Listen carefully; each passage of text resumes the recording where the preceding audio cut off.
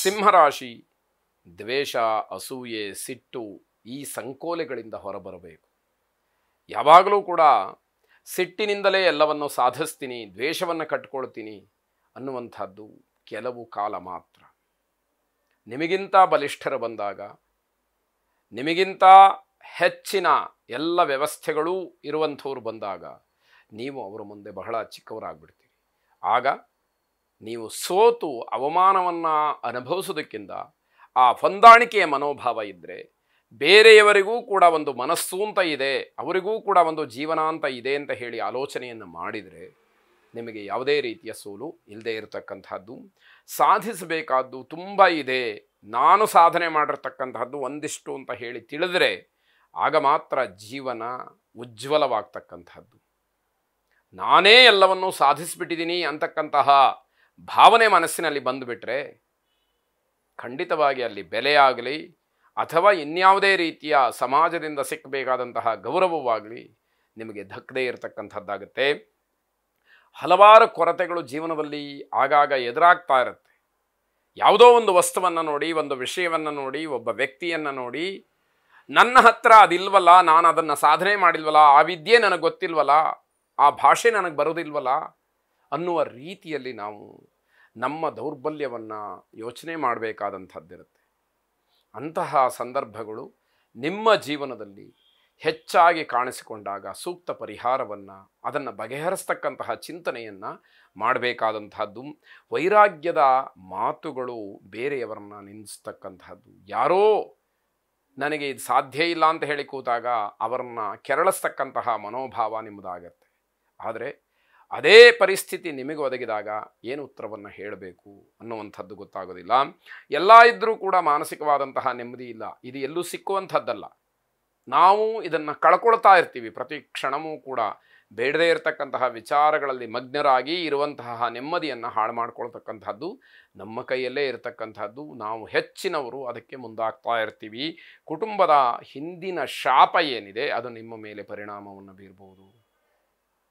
ಅದು ಯಾವುದೇ ರೀತಿಯ ದೈವಶಾಪ ಇರ್ಬೋದು, ಋಷಿ ಶಾಪ ಇರ್ಬೋದು, ಬ್ರಾಹ್ಮಣ ಶಾಪ ಇರ್ಬೋದು, ಸ್ತ್ರೀ ಶಾಪ ಇರ್ಬೋದು, ಏನೇ ನಾಗಶಾಪ, ಹೀಗೆ ಹಲವಾರು ರೀತಿಯ ಶಾಪ ನಿಮ್ಮ ಕುಟುಂಬದ ಮೇಲೆ ಇದ್ದಿರುವಂಥದ್ದು ನಿಮ್ಮ ಮೇಲೆ ಅದು ಪ್ರಭಾವವನ್ನು ಬೀರಬಹುದು. ದೃಷ್ಟಿಯನ್ನು, ಕುದೃಷ್ಟಿಯನ್ನು ನಿವೃತ್ತಿ ಮಾಡಿಕೊಳ್ತಕ್ಕಂತಹ ಯಾವುದಾದ್ರೂ ಪರಿಹಾರವನ್ನು ಮಾಡಿ ಶುಭವಾಗಿ. ಕನ್ಯಾ ರಾಶಿ ಆರೋಗ್ಯದ ಬಗ್ಗೆ ನಿರ್ಲಕ್ಷ್ಯವನ್ನು ತೋರಿಸಬೇಡಿ. ಸಣ್ಣ ತಪ್ಪಿನಿಂದ ಮೌನಕ್ಕೆ ಶರಣು ಹೋಗ್ತೀರಿ, ಮಾತಾಡೋದಕ್ಕೆ ಮುಖ ಇರುವುದಿಲ್ಲ, ಆ ರೀತಿಯ ತಪ್ಪನ್ನು ಮಾಡಿಕೊಳ್ತೀರಿ. ನಿಮ್ಮದೇ ಆದಂತಹ ತಪ್ಪು, ಆ ಪಾಪ ಪ್ರಜ್ಞೆ ನಿಮ್ಮನ್ನು ಕಾಡುತ್ತೆ, ತಲೆಯನ್ನು ತಗ್ಗಿಸಬೇಕಾದಂತಹ ಪರಿಸ್ಥಿತಿ ಬರುತ್ತೆ ಅಂತ ಅರ್ಥ. ಅಗತ್ಯವಿದ್ದಂತಹ ಕೆಲಸಕ್ಕೆ ನೀವು ಗೈರಾಗಿ ಬೇಸರವನ್ನು ವ್ಯಕ್ತಪಡಿಸ್ತೀರಿ. ಯಾವ ಕೆಲಸಕ್ಕೆ ನೀವು ಹೋಗಲೇಬೇಕೋ ಅಂಥ ಕೆಲಸಕ್ಕೆ ಹೋಗದೆ ಉಳ್ಕೊಳ್ಳುವಂಥದ್ದು, ಕೊನೆಗೆ ಬೇಸರವನ್ನು ವ್ಯಕ್ತಪಡಿಸ್ತೀರಿ. ಪ್ರಯೋಜನ ಏನೂ ಇಲ್ಲ ಅನ್ನುವಂಥದ್ದು. ಸ್ನೇಹಿತರ, ಬಂಧುಗಳ ಮಾತಿಗೆ ಗುರಿಯಾಗಬೇಕಾಗತ್ತೆ. ಯಾರು ಏನು ಮಾತಾಡಿದರೂ ಕೂಡ ನಿಮ್ಮ ಹತ್ರ ಯಾವುದೇ ರೀತಿಯ ಮಾತಾಡೋದಕ್ಕೆ ಏನೂ ಉಳ್ಕೊಂಡಿರೋದಿಲ್ಲ. ಅಪರಾಧಿಯ ಸ್ಥಾನದಲ್ಲಿ ನಿಂತುಕೊಳ್ಬೇಕಾದಂಥದ್ದಿರುತ್ತೆ. ಕೆಲಸದ ಒತ್ತಡ, ಮಾನಸಿಕವಾದಂತಹ ಆತಂಕ ಎಲ್ಲವೂ ಕೂಡ ನಿಮ್ಮನ್ನು ಹಿಡಿದಿಟ್ಟುಬಿಡುತ್ತೆ ಅಂತಕ್ಕಂಥದ್ದು. ವೃತ್ತಿಯಲ್ಲಿ ಅಥವಾ ನಿಮ್ಮ ಉದ್ಯೋಗದಲ್ಲಿ ಗೌರವವನ್ನು ಹೆಚ್ಚು ಮಾಡಿಕೊಳ್ಬೇಕಾದಂತಹ ದಿವಸವಾಗುತ್ತೆ. ಅಲ್ಲೂ ಕೂಡ ಗೌರವ ಇಲ್ಲದೆ ಇರತಕ್ಕಂಥದ್ದು. ಈಶ್ವರನನ್ನು ಬಿಲ್ವಪತ್ರೆಯಿಂದ ಅರ್ಚನೆ ಮಾಡಿ, ಪರಮೇಶ್ವರನನ್ನು ಪ್ರಾರ್ಥನೆ ಮಾಡಿ, ತ್ರಿದಳಂ ತ್ರಿಗುಣಾಕಾರಂ ತ್ರಿನೇತ್ರಂಚ ತ್ರಿಯಾಯುಧಂ ತ್ರಿಜನ್ಮ ಪಾಪ ಸಂಹಾರಂ ಏಕಬಿಲ್ವಂ ಶಿವಾರ್ಪಣಂ. ನನ್ನ ಪಾಪಕ್ಕೆ ಪ್ರಾಯಶ್ಚಿತ್ತ ಇದೆ ಅಂತಕ್ಕಂತಹ ಭಾವನೆ ನಿಮ್ಮ ಮನಸ್ಸಿನಲ್ಲಿ ಬರಲಿ. ಈಶ್ವರನ ಅನುಗ್ರಹ ನಿಮ್ಮ ಮೇಲಾಗಲಿ. ಶುಭವಾಗಿ. ತುಲಾರಾಶಿ ಮಕ್ಕಳ ವಿಚಾರದಲ್ಲಿ ಒಂದಷ್ಟು ಸಮಾಧಾನ ನಿಮಗೆ ಸಿಕ್ಕುವಂಥದ್ದಾಗುತ್ತೆ.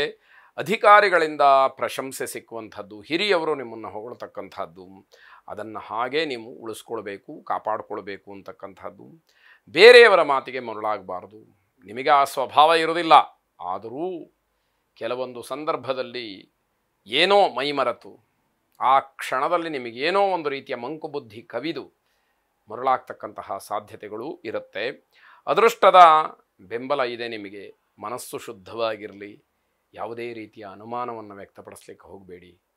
ಅದೃಷ್ಟ ತನ್ನಿಂದ ತಾನೇ ಒಲಿದು ಬಂದಾಗ ಅದರ ಫಲ, ಅದರಿಂದ ಸಿಗ್ತಕ್ಕಂತಹ ಆನಂದ ನಿಮ್ಮ ಪರವಾಗಿರ್ತಕ್ಕಂಥದ್ದು.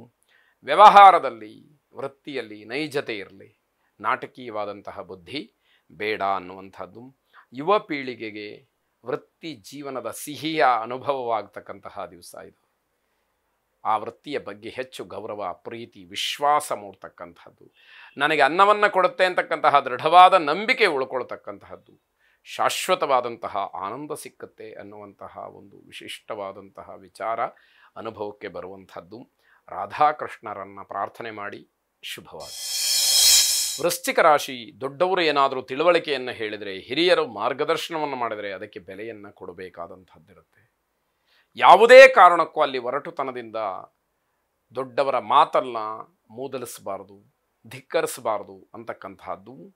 ಸ್ಥಿರ ಮನಸ್ಸಿದ್ದರೆ ಎಲ್ಲವನ್ನ ಸಾಧನೆ ಮಾಡ್ಬೋದು. ಮನಸ್ಸು ಚಂಚಲ, ಅದನ್ನು ಒಂದು ಕಡೆ ಹಿಡಿದು ಕೂರಿಸ್ಬೇಕು, ಗಟ್ಟಿಯಾಗಿಸ್ಬೇಕು. ಆಗ ಮಾತ್ರ ನಾವು ಏನನ್ನು ಬೇಕಾದರೂ ಸಾಧನೆ ಮಾಡಬಹುದು ಅನ್ನುವಂತಹ ಅರ್ಥ. ಚರ್ಮಕ್ಕೆ ಸಂಬಂಧಪಟ್ಟಂತಹ ಸಮಸ್ಯೆ ಕಾಡಬಹುದು, ಸ್ವಲ್ಪ ಎಚ್ಚರವನ್ನು ವಹಿಸಿ ಎನ್ನುವಂಥದ್ದು. ಕಾರಣಾಂತರದಿಂದ ಮನೆಯಲ್ಲಿ ಕಿರಿಕಿರಿ, ಅಂದರೆ ಕಾರಣ ಇರಬೇಕು ಅಂತಲೂ ಏನಿಲ್ಲ, ಸುಮ್ಮನೆ ಮನೆಯಲ್ಲಿ ಜಗಳ ಆಗ್ತಕ್ಕಂಥದ್ದು, ಕಿರಿಕಿರಿ ಆಗ್ತಕ್ಕಂಥದ್ದು, ಸಣ್ಣ ಪುಟ್ಟ ವಿಚಾರಕ್ಕೆ ಮನಸ್ಸಿಗೆ ಬೇಸರವಾಗ್ತಕ್ಕಂಥದ್ದಾಗುತ್ತೆ. ಕುಟುಂಬದ ಒಳಗೆ ಮದುವೆ ವಿಚಾರ ಬರುತ್ತೆ, ಮತ್ತೆ ಮತ್ತೆ ಆ ಮದುವೆ ವಿಚಾರ ಪ್ರಸ್ತಾಪವಾಗ್ತಕ್ಕಂಥದ್ದು, ಅದಕ್ಕೆ ಸಂಬಂಧಪಟ್ಟ ಹಾಗೆ ಒಂದಷ್ಟು ಚರ್ಚೆಗಳು ನಡೀತಕ್ಕಂಥದ್ದಾಗುತ್ತೆ. ಸೋದರ ಮಾವ ಅಥವಾ ಸೋದರತ್ತೆಯ ಸಂಬಂಧದಿಂದ ಏನೋ ಒಂದಷ್ಟು ಸಿಹಿ ಸುದ್ದಿ ನಿಮಗೆ ಬರಬಹುದು. ಅದು ಕೂಡ ಮನಸ್ಸಿಗೆ ಸಮಾಧಾನವನ್ನು ತಂದುಕೊಡ್ತಕ್ಕಂಥದ್ದಾಗುತ್ತೆ.